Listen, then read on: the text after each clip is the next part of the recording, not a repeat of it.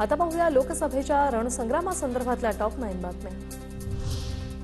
ठाकरेंनी काल माफी मागायला पाहिजे होती। हिंदूंचा अपमान करणाऱ्यांसोबत ठाकरे का बसले? एकनाथ शिंदे यांचा उद्धव ठाकरेंवर निशाणा।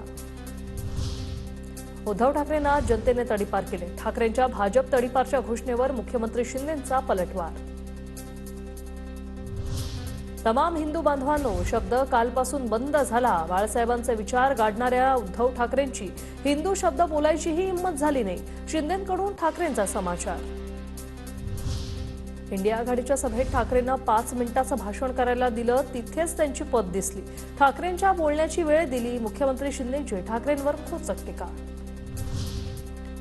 महायुतीमधील जागा वाटप सन्मानजनक होईल। योग्य वेळी निर्णय घेतला जाईल। एकनाथ शिंदेंकडून जागा वाटपाबाबत वाच्यता नाहीच।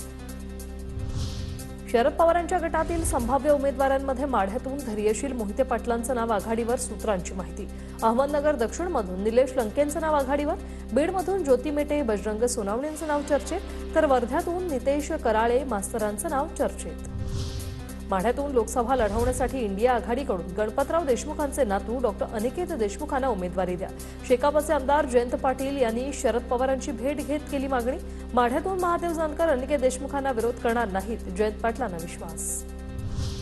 धैर्यशील मोहिते पाटलांच्या बैठकीनंतर खासदार रणजितसिंह नाईक निंबाळकरांचीही बैठक। आमदार संजय शिंदेंच्या फार्म हाऊसवर बैठकीला आमदार बबनदादा शिंदे, संजय शिंदे, शहाजी बापू पाटील, जयकुमार गोरे आणि आमदार राम सातपुते यांची उपस्थिती।